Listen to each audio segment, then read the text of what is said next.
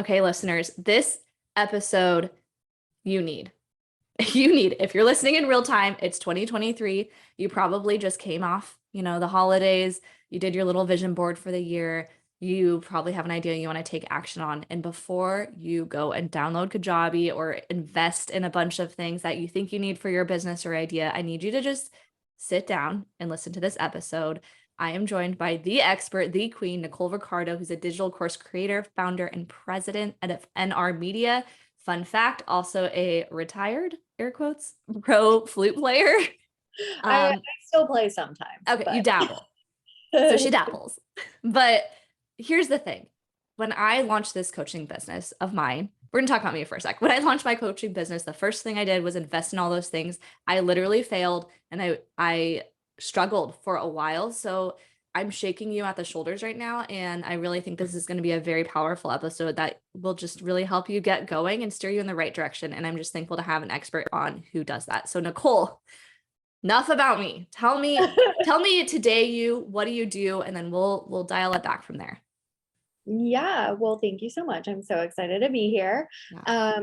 Okay, all of the things that I do, as you mentioned, yes, I am a digital course creator. I kind of have two different sides of my business. I have my agency, it's pretty full service, branding, web design, social media management, copywriting, photography, all the fun things. And then my personal side of the business, I have digital courses, also do coaching, consulting to basically teach you how to do all of those things yourself, because especially when we're first starting out, might not have like, thousands of dollars sitting in the bank to go get a custom website built, or might not be a wise decision. So a lot of what we're doing in the beginning is kind of DIYing, bootstrapping. And I mean, as you're building a business, I just really fully believe like you have to know how these things work, right? You have to know about marketing, about sales, about social media posts, about content strategies. Like you need to know all of those things. So often I find that people will try to outsource those things, but like if you don't actually know what should be happening, like it's just way too easy to get screwed over in those things or be investing in things that you're not actually seeing ROI from, blah, blah, blah. So anyway, clearly I'm very passionate about teaching people how to do these things themselves. And yes, as you mentioned, I also am a flute player. That's actually what my degrees are in. So yeah, I do still play. Sometimes I sub with a couple orchestras, but I pretty much just like only get to say yes to the super fun ones that I really love. So like I was in Florida not long ago playing for a week at a circus. So that was super fun. But yeah, so those are the things that I do. I love that. And I had to shout out the flute thing because I don't think anyone here knows, but I did dabble in playing the flute, your normal elementary to junior high band. And my band teacher was my neighbor. So that was kind of traumatizing. Oh, Are you practicing over there, Kelsey? But I just think it's really cool that you were able to grow into that. And when I saw that little note, I was like, we have to talk about that because my selfish motivation behind that is I just need to hear what it was like to be in that industry and like how do you get to that place where people pay you money to play that instrument? yes. Oh my God. Okay. Well, this definitely leads into the like, okay, well, you're a flute player, your degrees are in flute. Like, why are you even doing marketing now? Like, how did that happen? So it all ties together. So, Perfect. pretty much any creative industry, everybody's probably going to be able to relate to this. It's very competitive. It's very difficult to find jobs to make a full-time living doing this, right? We all know this. So yeah, I went to Florida State, got my degrees in flute performance, did my bachelor's and my master's there. And like, when I say competitive, like just to give you guys an idea, like literally when I got accepted, there were only 2 people that were accepted for flute performance my year. Okay. Me and one other person. So like competitive. Okay. But fast forward, I graduated and I was freelancing. I was gigging around, subbing with a bunch of different orchestras. I had a studio of flute students. I also I play a bunch of other instruments too, but I also had like piano students, whatever. So I was doing all of these things, and I even actually got got offered a record deal from Naxos, which is like the biggest classical music record label. So like pretty casual, you know, and that all sounds like super fancy and exciting, whatever, like, oh my God, that's so cool. But the reality, let's pull back the curtains. Not many people talk about this, although I think we all kind of consciously know this, but like, you're not going to go to school and your professor will be like, hey, I know you're doing this and you're super passionate and you love it. But like, just so you know, you're probably never going to be able to make more than like $30,000 a year. And even that, that's like an at best, you know? So like, even though I was doing all of these really freaking cool things and like had, you know, quotes, made it, I was a musician, I was a professional flutist. Even all of those things combined, it still wasn't enough to like pay all of my bills consistently, you know. I'm like, that's like not great, like I need to kind of pay my bills. So I ended up going to get a 9 to 5 job, which, you know, I mean, I was freaking miserable. I'm sure we can probably all relate. Obviously you're listening to an entrepreneurial podcast. So yeah, I was freaking miserable, hated it, but like it paid the bills, it was consistent income, you know, money coming in, had a paycheck. But through that, the kind of too long didn't read version, I started working in marketing. When I was in school doing all of my music stuff, all of my flute stuff, I was doing marketing. I just didn't realize it, right? Like I was the one doing the social media, setting up the concerts, setting up tours, doing fundraising, setting up events, doing press releases. Like I was doing all of those things. That's literally how I got the record deal, you know, like that's pretty unheard of for like a freaking grad student to get offered that. But like that was because I was using marketing.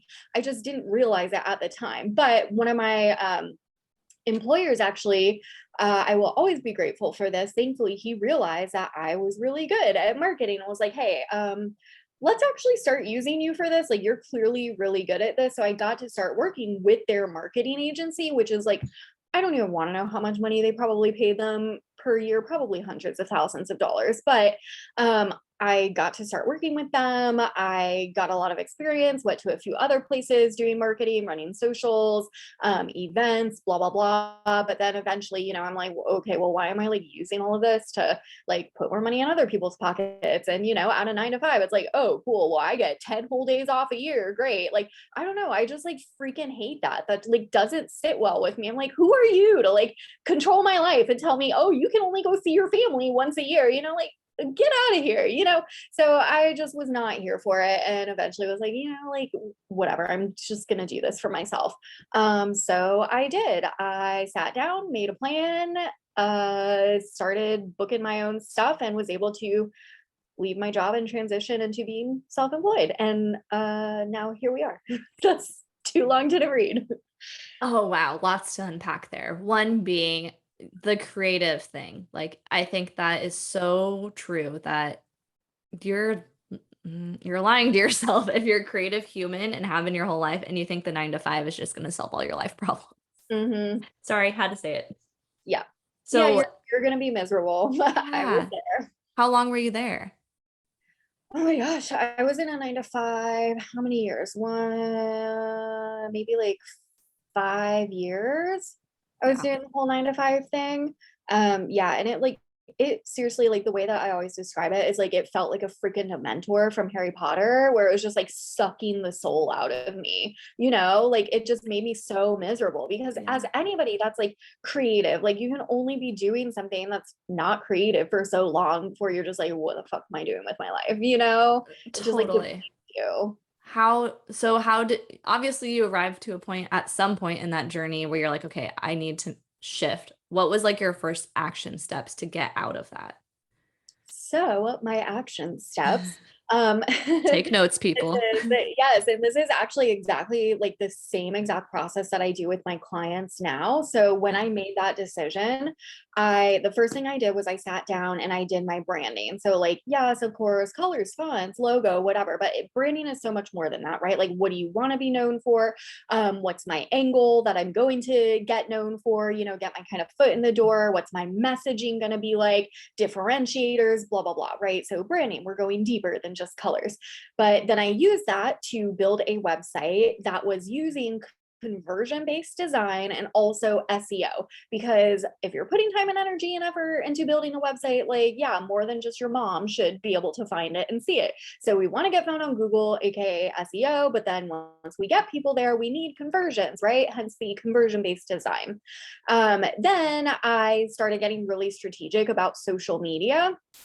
I'm an Instagram person. I am a big advocate for pick what works for you and do that. Don't try to do 500 million things, because then you're going to be splitting yourself too thin and kind of half-assing a bunch of things. And like, that's not going to be beneficial for you. So pick your thing, go all in on it. Let's do it. I'm an Instagram person. I did Instagram. So I started, using my branding, messaging, blah, blah, blah, being strategic on social media to build a community, really network, putting myself out there, talking about what I do, blah, blah, blah. And then the last step in this process is I started pitching myself. I leveraged that digital presence that I had created for myself that was very like, hey, this is who I am. This is what I do. I know what the heck I'm talking about, and I started pitching myself for the opportunities that I wanted. So I started pitching for press, getting myself on podcasts, doing interviews, doing articles, getting my name out there in my, little niche, right? I started pitching for paid things, doing guest artist residencies and speaking at different universities, booking clients. Like, you can literally use pitching for whatever you want, like I've done it for like even brand partnerships on Instagram, but that's pretty much the process. And I did that, and I, booked students and booked some gigs and booked a few social media clients. And I was like, all right, here's my 2 weeks notice. Bye. So what was your first, like, when you talk about what you wanted to be known for, what did that look like in the beginning? Like, were you a social media person? What did you want to focus on? Yeah. So in the beginning, a lot of the marketing that I did was very much digital marketing, social media marketing. So that is really how I kind of branded myself in the beginning. And obviously, I'm a flutist. So I focused on musicians and Mm. classical musicians, because that's what I am. That's who most of the people in my audience were. And I just really focused on establishing myself for like digital marketing, social media marketing for musicians, classical musicians, right? And this is one little pro tip for you guys, because I know right about here, a lot of people usually start feeling a lot of fear and they're like, oh, I don't want to be put in a box and I do all these different things. Literally, did you just hear how many things I listed off that I do? I do all the freaking things. I have a freaking paranormal podcast. Okay. I do all the things, like, but the thing is, We're coming back to that. Continue. yes, the thing is though, in the beginning, when you really pick I kind of think of it as a marketing angle, to be honest with you. Okay. When you kind of pick like, this is the angle I'm going with, I'm going to establish myself, I'm going to get on podcasts in this niche, in this area, start speaking at these conferences, really get known within this one specific community. Then once people get to know you, they know who you are, you've established your branding. Big fan of personal brands, way easier to do this with that. Once people know who you are, then you can expand your business from there and do whatever the heck you want to do, right? So exactly, like coming back to the paranormal podcast, like that is completely different than anything that I do. But because I'm worked on, first establishing myself, then I expanded my business a little bit, then I expanded a little bit more. And, people, like, it's a personal brand. So people know me, they like me, they're there because they feel that connection to me. Then when I expanded it, even something that's completely freaking different, it's still able to be successful, because like, your people are your people, they're going to show up for you, So that was the evolution of that.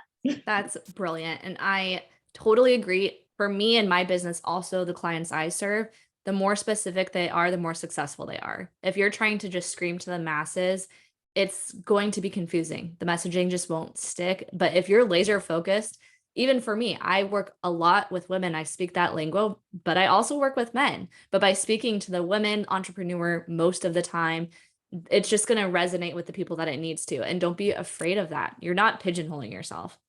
Yeah, and it allows you to get way more specific in all of your messaging as well. Like when Yes. you're writing your the words that are going to go on your website and emails and social media, whatever, it's going to be a lot easier to make your people feel super seen and like you understand what they're going through when you can speak directly to them, right? So that would be the difference between saying like, "Hey, like I know you're finishing up school right now and you're terrified about what the heck you're going to do when you graduate because you know that trying to get a job in this field is super competitive and you're super passionate about what you do and all you want to do is be able to make a living with your craft, but you don't know how you're going to be able to do it. You're feeling overwhelmed and scared and right? Like that is so specific versus something which is, the typical vague messaging that most people have. Like, do you want to leave your 9 to 5? Or like, I help you live your best life. Like, what does that mean? That's not resonating with Yeah. anybody, like people want to be able to see themselves in your messaging, in your language, in what you're talking about. And that's honestly one of the, I know, like we're talking about conversion copywriting now, but like that's one of the biggest secrets to conversion copywriting. So aka writing things that will get you conversions, is literally just like getting that specific and making people feel super seen and like you understand what they're going through. 500%. Another thing you mentioned, you like quickly glossed over, was the importance of building authority as you're building your ship. Like, I think so many people wait until they're good at the thing to speak about the thing or position themselves as the expert. The quicker you can get that authority, it's just going to get things off the ground faster. And you're absolutely right. People pitch to be on my podcast all the time. Coaches constantly. I say a quick no if I get the whole, I just love when people like chase their dreams and I want them to live their best life. I'm like out. Like I need a story. I need you to be interesting and specific. And I think that people forget that if you take just a little bit of time to put together craft a story with clear intention and you reach out to people, whether it's a podcast or a live stream or different events, that is such a great way to get quick authority. And that's going to help you have that, give that confidence your audience needs to know why they should actually pay you money to do the thing. Yeah. And that's exactly why with like, niching down, like I feel like Yeah. people get so in their heads about it. And so that's why I really think of it as like, what's your angle? Right? Like what's going to get your foot in the door. And so like to use a musician example, right? Like there's a freaking flute player on every corner. If I try to go pitch like, oh, hey, let me come do a concert at your blah, blah, blah, I play flute. I mean, like, yeah, freaking get in line. Like who, like, no, that's not standing out to anybody versus if I can come in there and be like, hey, I'm a flutist and I do electronic music and looping and I play new music exclusively written by like living women composers, of, I diverse backgrounds and blah, blah, blah. Like that's an angle. That's way Yeah. more interesting. That's going to give them something that they can get out there and promote and like talk about. Right. So that's really like literally like branding. That is a marketing strategy. Like branding is a part of your marketing. It's to help you become memorable. So yeah, when you can do that, you literally just heard it from Kelsey. She's telling you from the side of like someone who gets pitches, like you need to have that angle. Yeah. And don't be afraid to do it. I mean, I just think a lot of people don't because they're just afraid or they don't know. And social media is a powerful tool. If you find someone on there that you want to connect with, reach out. You never know what could happen. Mhm. You never know. Exactly. Like we have this amazing tool at our disposal, social media, right? Like it did not used to be this way Right. where you can literally make connections with anybody around the world. Like we never would have met otherwise, right? Before the Yeah. power of the internet and social media and social platforms and podcasts, right? Like it wasn't always this way. So it's like I feel like so many people it's easy to like put these things down, right? Like, oh, social media is just a highlight reel, blah, blah, blah. But like it is what you make of it, right? And you can choose to look at it as like this is a massive freaking opportunity that all of us have to be able to utilize and leverage and be able to leverage it to build a business, like that's amazing. The world Yeah. was not always this way. For sure. So let's kind of go a little bit deeper with this. When you are in those beginning stages, how did you figure out what your offers look like? Are you doing courses? Are you doing coaching? Like, walk us through that stuff. I love talking about this because one of the things that people generally do not take into account at this part is what you want your life to look like. It's just like, Yes. oh, here's like, I want to do coaching and here's my coaching packages. Okay, cool. Well, do you want to be on calls like all day, every day, back to back and never have time off? Like, is that what you want your schedule to look like? Like, cool. If that's what works with your energy and you are like, I'm a human design person. So like, if you're a generator and you're like, yeah, I'm constantly doing things, blah, blah, blah, which I am a generator too. But, it like not everybody wants to live that way, you know? Like for me, when I was first starting out building my business, I knew like I wanted to be able to have a lot of freedom and a lot of flexibility. I don't really work well when I have to be on like back to back calls and blah, blah, blah. So immediately I knew right off the bat, I need to have a business that's structured in a way where I'm going to be getting more passive income, right? Like I can still be working on it. I still take on some one-on-one clients, but it's very minimal. So therefore that didn't give me very many options on how like the types of offers I wanted to do to be able to incorporate into my business, right? You have like digital downloads, digital courses, you can go an agency model. You can do one of them, two of them, all of them, whatever feels good to you. But looking at the pros and cons of everything and what's going to work with how you want to run things, right? Running an agency is not for the faint of heart. Like I will tell you, like I'm like the gatekeeper pretty much. If somebody's getting like sassy with my people, like I have to get sassy with them, you know, or like chasing down payments, whatever, booking sales calls, managing a bunch of people. Like it is not easy, and that's not something that everybody wants to do. Just like with digital courses, you know, sitting in front of a video camera and you have to get camera ready and writing out a script and creating curriculum and blah, blah, blah. Like that's not something everybody wants to do. So it's really like, think about the life that you want first, what you want your actual life to look like, what you want your schedule to look like. Then you reverse engineer it from there. Okay, if you don't want to be on calls all day, then you know that you need to have some sort of like passive income, a business that's not going to rely on you in order to run. Okay, great. So then we know that. So these are the types of offers that would correlate with that. Okay, great. Which ones feel good to you? Which ones feel exciting to you? Which ones do you want to do? Which ones are you like, I want nothing to do with that? You know, then it's like literally there's your answer of how you're going to build it. I'm so glad you went there. And I'm going to add to that, which is on top of knowing those things, you also have to know your why.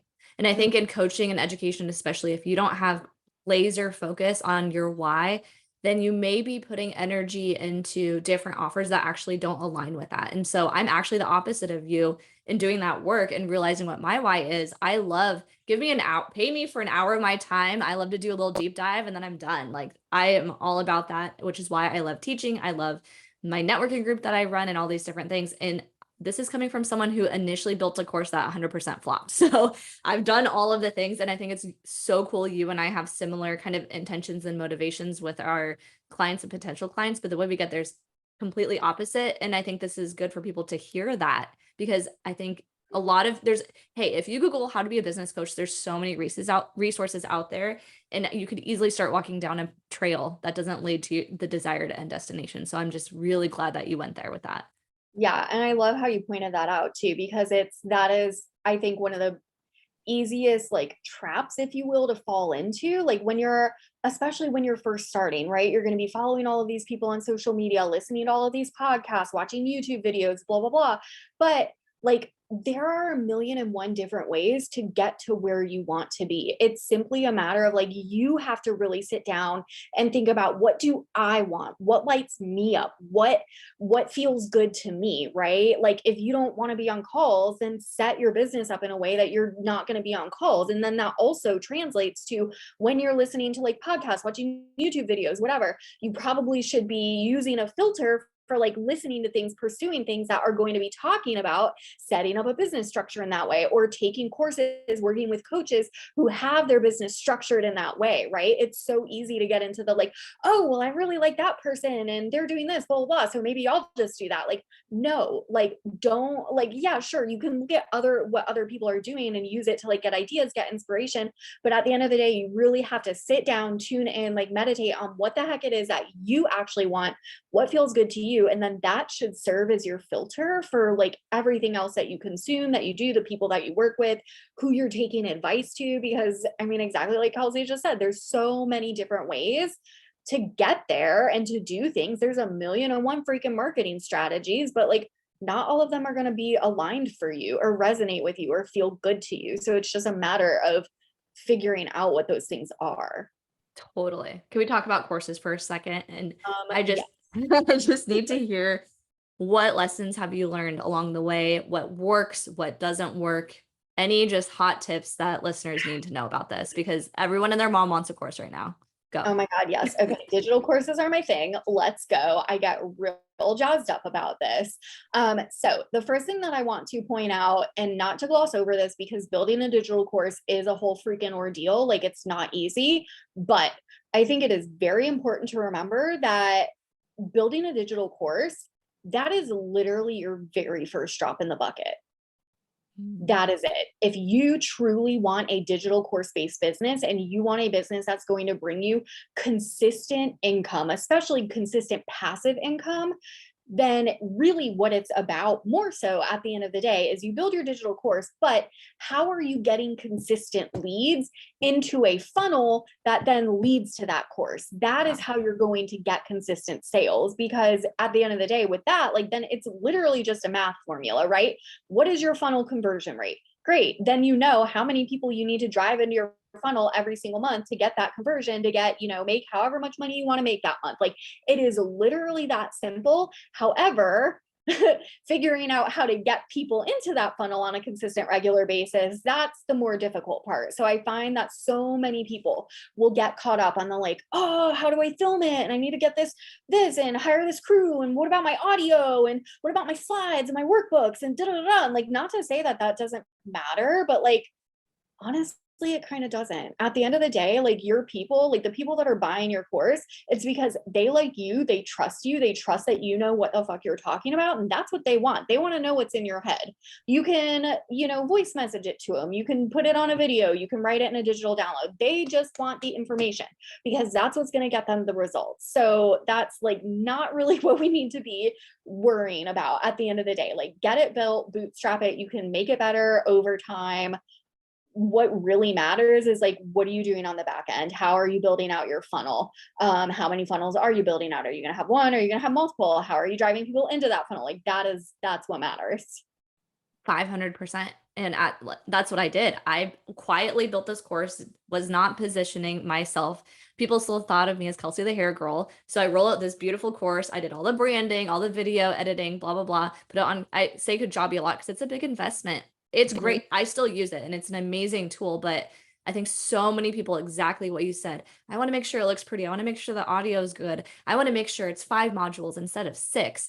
People don't give a shit about any of that. They don't. And you're right. You need eyeballs on the thing, but then you also need people to go through a process where they get to know you more. You've built authority. They trust you. They like you. And then on top of that, they also have to go, you know what? I really like Nicole, but now is the time for me to buy the thing from her. Like, that's a lot that has to happen. That actually isn't the course itself. So Yeah, yes, exactly. And this is like literally coming from someone who, like, I teach digital courses. Like, this is like, I am so passionate about this. This is one of my zones of genius. Like, I literally have a digital course-based business.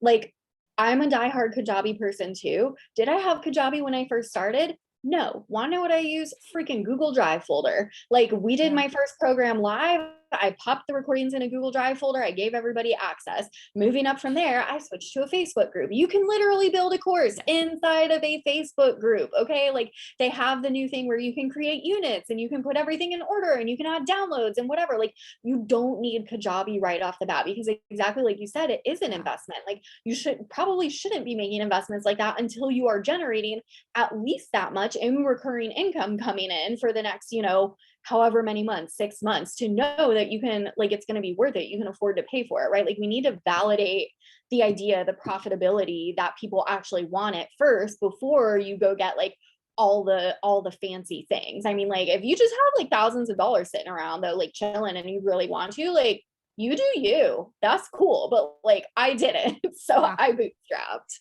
Yeah, no, I think that's great to hear. Let's talk numbers real quick.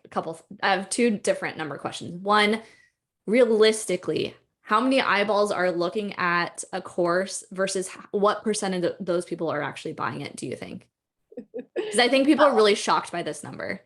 Yeah, and well, this gets into, is it your current audience, aka they're going to be a warmer audience, or are we talking about a cold audience? And for this example, I'm going to talk about a cold audience Yeah. because this is like, if you want to generate consistent sales from a digital course, you're going to have to figure out a way to tap into a cold audience and get them to convert. And here you go. Here's the numbers. The average conversion rate of what is considered good in this industry for cold conversions for a funnel for a course is 2 to 4%. Yeah. That's freaking low. Okay. So just like think about that. If you're somebody that's like, oh, I want to make like 30 grand a month and I need, 20 students every single month. Da, da, da, da.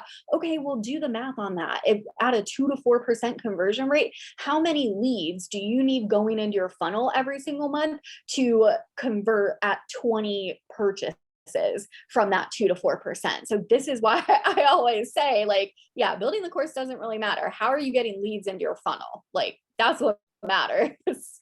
Yes. Yes. I'm so glad you say that. So people, if you have 100 people on your email list and you're pitching an offer, first time course you've ever made, those 100 people are not going to buy.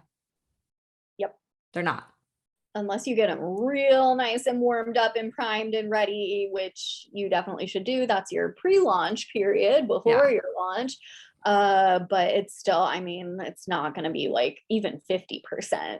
No, exactly. So therefore, if you have it priced and projected based off of assuming 50% are going to buy it, they're not. Therefore, you need to get more people in the funnel. So I think that's just a missing link for a lot of people. They see residual income, they see it's hands off, it's evergreen, little effort. And I think a lot of people are sold this kind of lie, honestly, that you Yeah. just like plug it in and it just happens that way. And there's Yeah. really strategic pieces that are happening before it even is launched, after it's launched, during the launch, that a lot of people just don't recognize. Yeah, I agree. And like here, just to paint the picture, because I do love evergreen courses, meaning like Yeah. people, you have it hooked up to the funnel, it's just running in the background, you're getting the passive income, whatever. But like just to really paint the picture of this, because like, God, that drives me nuts too. And I hate when people like teach this way. So I'm like, it's so like you're doing so many people a disservice, and this is not real life of how it works. So here you go, real life how it works. I have an evergreen digital course that I set up the funnel. It is passive. It's running in the background. I generally don't really promote it to my audience. To build that, to build all of the systems, the back end, like getting that up and running, it took me about a year to do all of that. So that's the first thing. But then the second part of this, and this is what most people online generally teach when it comes to courses, is, oh, you're ready to scale it, get more leads in, blah, blah, blah, run ads. Okay, let's just talk about this for a second. This is like, oh my God, if you hear people talking about this, honestly, go the other way. And you're welcome for that, because Yes. the reality of Amen. I agree. ads, Yeah. this is like literally, I run a digital marketing agency. I run ads. I've worked with ad specialists. I have clients who are ad specialists. And here you go. First of all, Facebook ads are not converting like they used to. It just doesn't work that way anymore. It is not the same as when like the Amy Porterfield and Jenna Kutcher, Marie Forleo, like they're great. But when they first started, you could run Facebook ads and you would get sales for your program. It really doesn't work that way anymore. Like you would probably be lucky. And this is like literally like real actual numbers from like stuff that I have done watching clients. If you spent, let's say, $1,000 or $2,000, $3,000 on 1 month, just your ad spend, you'd probably be lucky to get maybe one sale from that. Like, I'm just going to be really real with you. Like, that is literally like real life, how things work right now. But that's just the ad spend too. We're not even talking about Facebook ad specialists, because like, yeah, sure. If you want to go learn Facebook ads yourself, like more freaking power to you. Facebook has all the videos. You can go watch it, whatever. But like, they're freaking complicated. They are super complicated. They're super nuanced. They're super subtle. You literally have to monitor them on a daily, regular basis. Like, there is a reason why there are people who their full-time job is running Facebook ads. And if you want to get somebody who knows what they're doing, that will have any chance of maybe getting you conversions, you're probably going to be spending minimum $1,500 a month just for the person to run your ads. And then like the minimum ad spend is going to be about $1,000. So that's very like, that is so unrealistic. Like if you are just starting out with digital courses, you should not be running ads. Like literally my rule of thumb is like, unless you have like $10,000 to $20,000 chilling in your bank that you are okay flushing down the toilet and you might not ever see any of that back, cool, go fuck with Facebook ads. But if you don't, you should not, that is not something that you should be relying on. Like it is so irresponsible. And I hate when people teach that because it is just, that is not how the world works anymore. So thinking of, we are totally going beyond a half hour. I'm so sorry, but I'm like, the people need to hear this. Kelsey starting her coaching business needed this episode. So that's why we're here, folks. But when you think of your launches, your most successful one, your clients that you've helped with that process, what's happening where that is working, do you think? So the transitions now, with the most successful launches, obviously launch, you're doing a live launch, right? You're promoting it, you're priming people, real human interaction. To be real with you. So either like getting on sales calls with people, sending personal DMs to people, like following up with people, reaching out to people, doing Instagram engagement where you're like replying to their stories, whatever. Like over 2020, like everything was online and Zoom and blah, blah, blah. And we really lost that human connection. So that is coming back in such full force now. Like people want to feel that personal connection with you. They want to feel like they're going to be taken care of. And especially now at this point when, you know, coaching, digital courses, it's all a lot more familiar to people. Okay, a lot of people have also had really bad experiences in courses. Like I would venture to guess most of us can probably relate to like, oh, you joined this program and then like there was literally no support. It's just like all the videos were recorded and if you posted in the Facebook group, you wouldn't get an answer. And maybe even if you sent an email, you'd be waiting like a couple weeks for an answer. And then it would just be from, you know, somebody who didn't create the course. And you're like, well, oh, I have questions. Like, what do I do? You know, and people don't want that. They want to feel like they're going to be able to have access to you, like they're going to be taken care of, like you actually are invested and care about what they're doing. Right. So doing those personal reach outs, but I do also want to preface this with, in my experience, doing launches myself, doing launch strategy for clients, 9 times out of 10, the success of your launch is going to depend on how well you prime your people before the launch, but also how many leads you got in before you even started priming the people, because that's a piece that most people don't even talk about, is like doing a visibility or a growth, you know, something, strategy, tactic, period, whatever, before you even go into pre-launch, because we need people in your audience. If you want conversions, you have to have people to sell to, right? So when you do launches, for the very first thing you need to plan in and schedule in is a visibility or growth plan. How are you going to do that? Are you going to do a virtual summit? Are you going to pitch to a fuck ton of podcasts and go speak on those? And then, you know, tell people, come follow me on Instagram, or, you know, whatever you want to do. Maybe do an Instagram live series, do a big, you know, collab giveaway, whatever you want to do. There's a million and one ideas, but some sort of strategy that is going to get a bunch of new people into your audience. Then you go into your pre-launch period, and the job of your pre-launch period is to get people in the mindset of, you know, why your program is important. Why should they care? What are the mistakes that they're making right now that they don't even realize that they're making, right? All of those things, even overcoming objections, that's something that I do in the pre-launch period, right? Like the, you know, oh, I don't have enough time, blah, blah, blah, whatever. Like all of that, you should be dealing with that in the pre-launch period. If you're launching your program and I'm still having to talk to you about like, oh, how to make time in your schedule to take my program, like you're not, it's too late for that. You're not in the right mindset to like be in that program. And like, just to give a musician analogy of this is like, okay, if I'm going to take a freaking, you know, the audition for principal flute of Atlanta Symphony Orchestra, if I'm walking into that audition day of and I'm still trying to learn some of the excerpts to play, yeah, it's too late. I'm not going to learn it in time. I'm going to get on that stage and flop, right? Like you cannot be still overcoming objections during your launch. So there you go. Visibility, growth period first, then pre-launch period, then your launch. Yeah, love that. And mine's structured similarly. So, I mean, of course it is. But if you notice, like all the big name people are making that shift to more personal connection.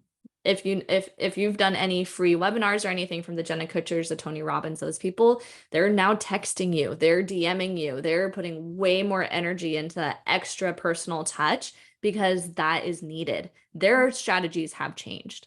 Yeah. And so, yeah, there's definitely credibility to what you are saying.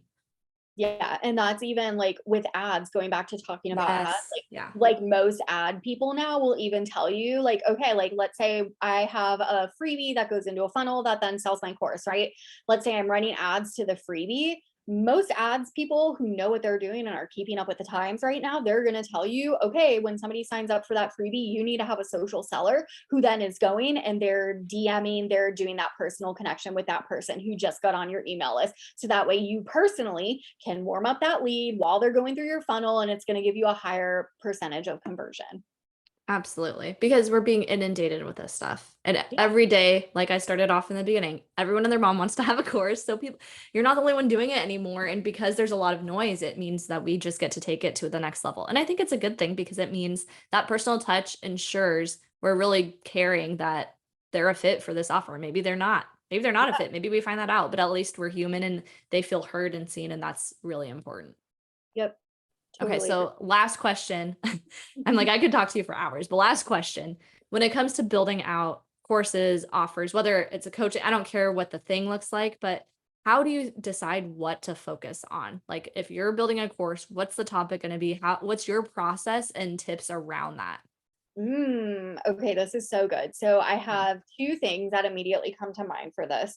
So, I am an advocate for creating a product suite that reflects your customer's journey. I know there are a lot of people that are like, "Oh, just build one course. That's all you need and do that one thing until it gets to six figures or, one offer and blah blah blah." Like that relies on volume. Here's another, like, let's pull back the freaking curtain and look at the reality of this. Yeah, take a look at the people who are usually advocating for that. They probably have a really big audience of like tens of thousands of people or a really Right. massive email list.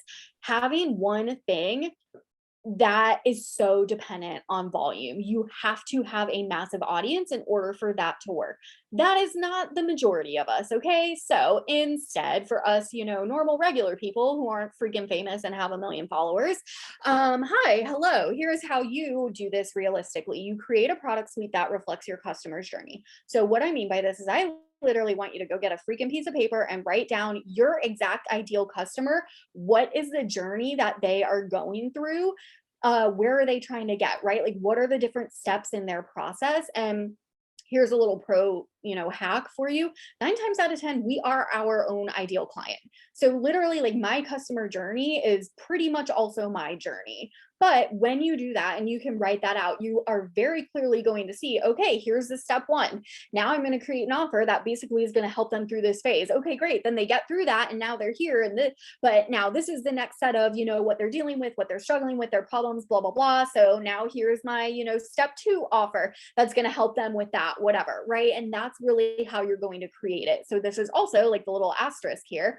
You're not going to have all of these in the very beginning. It is like you will start with one and then, maybe the next year you're going to get to level two yourself. And then you'll be able to help people with that level, a little bit after that, right? Like this is a process. Like for me to get my whole product suite built out, formed, whatever, even know what the next steps were going to be. I started this in 2018 and I didn't really have everything fully set up until like last year, I think 2021. So like just keep in mind it is a process. Don't put pressure on yourself like, oh, I have to have it all now. Yes, you can start with one thing, okay? Go through it, do it, and then as you're progressing in your business and you become, a master of whatever it is, then you can go teach on it, right? Don't do the thing where you're like, oh, I'm going through this right now and I'm going to teach you while I'm going through it in real, like don't do that. Make sure you know what the fuck you're talking about first, like please. But it's a process. So writing out the customer journey, building your offers to reflect that. But then the other thing, sorry, I know we're like going so over, but You're the good. other thing that I want to point out here, that a lot of people do when they're creating offers is creating stuff based on what you think people want and need. Because I am actually like 10 steps ahead, right? With digital courses. If you're somebody who's like, you're just like very like maybe you just decided what your topic is, like me talking about, oh, you need to think about all these other things in the back end and funnel and you haven't even thought about that yet. So like I will literally give you a real life example. My digital course program, when I first created it, that's what it was focused on, is building the back end funnels, getting the leads in, building that, the machine, whatever. Okay, that's not what people in the beginning phases were asking me. They were still stuck on the, well, how are you recording it? What equipment are you using? How are you writing your curriculum? Blah, blah, blah. And like, I know as the expert who's way over here, like, none of that freaking matters. But that's what they're asking me for. So I redid that entire program, and that is what it is focused on now. Yes, at the end of it, I still point out you need to build out the funnel and give them some education on that, right? Because that's the information I know they actually need. That's still in there, but that's not what's going to sell the program. What's going to sell the program is what people are asking you for. It's like the way that I think of it is like, it's literally like a toddler. If you have a toddler and they're like, I want pizza. And you're like, well, here's some broccoli, eat this. They're going to go through a freaking tantrum and they're not going to eat the broccoli, right? If a toddler is asking you for pizza, give them freaking pizza. Maybe you grind up the broccoli and hide it under the cheese. So they're still getting the broccoli. They're still getting what they need, but you're giving them the pizza, right? Like that's essentially what like creating offers and marketing them is. So there you go. That just blew my mind because you're absolutely right. When you build an offer based off of what you feel like people need, and your audience is saying they need this thing, and you're saying you need this thing, and there's that disconnect, that's why they're not converting, because they're not ready, or they're not willing to take the mental ownership. And then you have some big questions to ask, which is, how do you fill that gap? Yep. Brilliant. That's absolutely brilliant. Wow. Nicole, oh my gosh. First of all, thank you for your time. Yes, Hopefully you didn't have much going on. Just teasing. But I really appreciate your brain and just your honesty with this, because like, this is an industry I'm on a mission to dismantle, because I've seen so many people just light money on fire, have to go get 9 to 5s, or just completely shift what they're doing. And I think that there is a way to do it. There's light at the end of the tunnel. And I think what you laid out today is exactly that. So I really hope that people learn something from this episode. And I'd love if you could just point them in the right direction. Now they're done listening. Where do they go to get more of you, get more support, whether on the kind of like marketing side or the course creation coaching side? Yes. Well, if you are vibing with this and my, no BSness and you like a little tough love, you can come find me on Instagram. It's just my name at Nicole Riccardo. My last name has 2 C's in it, Riccardo. That is usually where I spend most of my internet time. But then obviously from this episode, I like very tangible things and step by step and, what do I do next? And that is generally what most people need at this point. So I created a quiz, which I'm super freaking proud of, and it took me a long time to do. And so if you go to my website, just my name, NicoleRiccardo.com, on the homepage, there is a little quiz, and it is called, What is Your Badass Business Persona? And it essentially will tell you like literally exactly where you're in, like what stage you're at your business right now, next steps for what you need to do to get to your next level, some resources, all of that. So if you are like, I want to know what to do next, go take my quiz and it will tell you. I love that. Thank you so much. And audience, please take this stuff to heart. I think there was a lot of just really great nuggets to unpack here, regardless of what industry you're in. Even if you're not in the education space, I think there's a lot of just great business and marketing lessons here. So thank you again for your time. And thank you, audience, for listening.